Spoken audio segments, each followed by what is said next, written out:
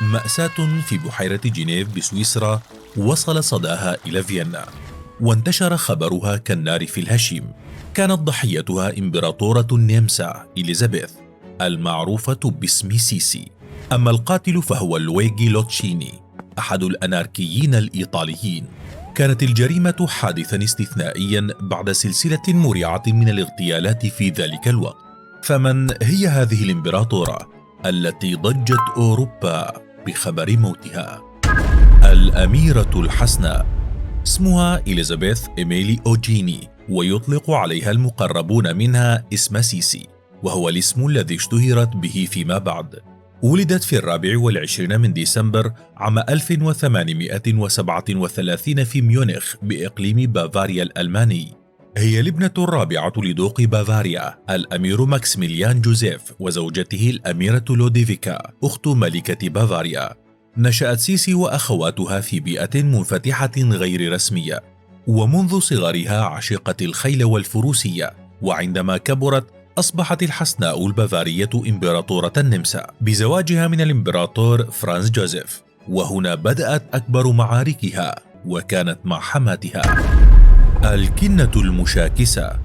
منذ البداية كانت والدة فرانز تريد تزويجه من أخت سيسي الكبرى، لكنه وقع في غرام سيسي، وهدد أمه بأنه إما أن يتزوجها أو يبقى أعزبا مدى الحياة.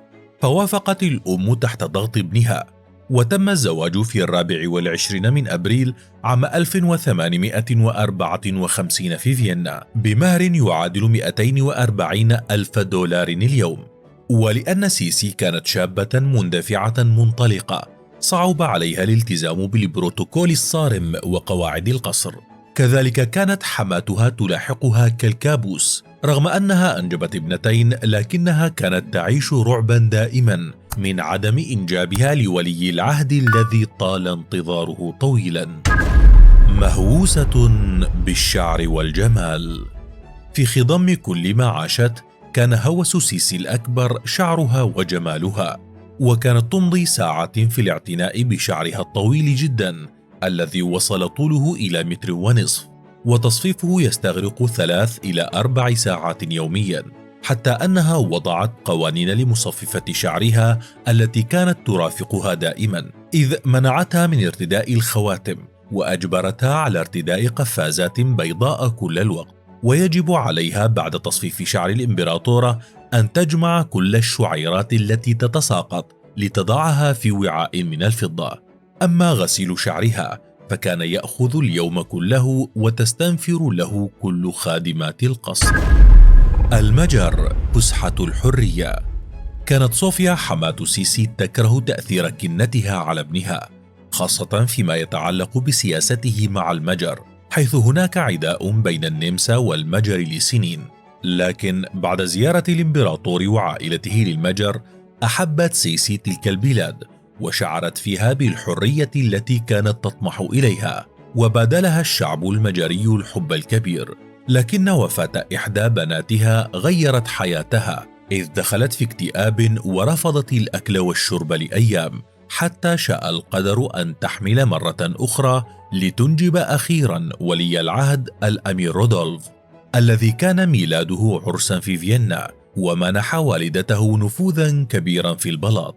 فبدأت تهتم بالسياسة، وكانت شديدة الاهتمام بموضوع المجر، فاستطاعت بعد سنوات تأسيس اتحاد بين النمسا والمجر، وأعلن الإمبراطور فرانز جوزيف وزوجته إليزابيث ملوكا على النمسا والمجر وكرواتيا.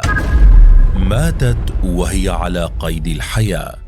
عام 1889 حدث ما حطم قلب سيسي للأبد، وقتلها قبل أن تقتل، وذلك بوفاة ابنها الوحيد الأمير رودولف، وكان قد بلغ 30 من عمره، حيث وجد مقتولا مع عشيقته ماري فيسيرتا.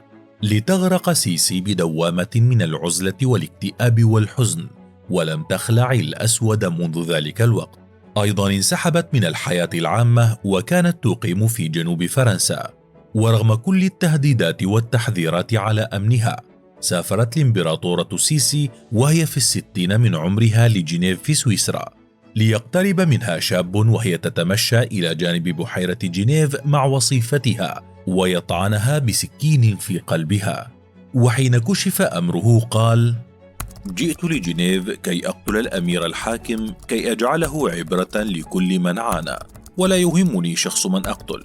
أنا لم أقتل امرأة، لقد قتلت إمبراطورة، لقد كان التاج ما كنت أرى.